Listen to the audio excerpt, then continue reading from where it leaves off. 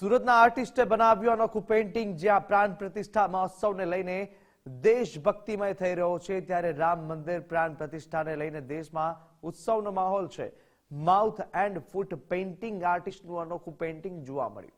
મોઢા વડે બ્રશ પકડીને ભગવાન શ્રી રામનું ચિત્ર બનાવી રહ્યા છે।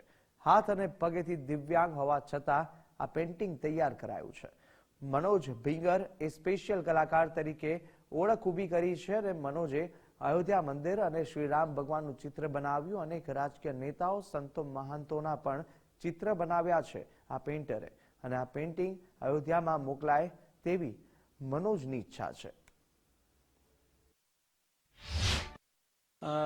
આમાં હું મારા બંને હાથ નથી અને હું પગેથી અને મોઢેથી આ પેઇન્ટિંગ બનાવું છું।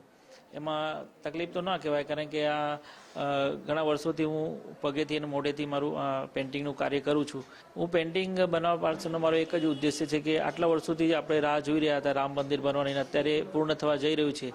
તો મારી એવી ઈચ્છા છે કે રામ મંદિરના માં આ પેઇન્ટિંગને સ્થાન મળે એવી મારી ઈચ્છા છે।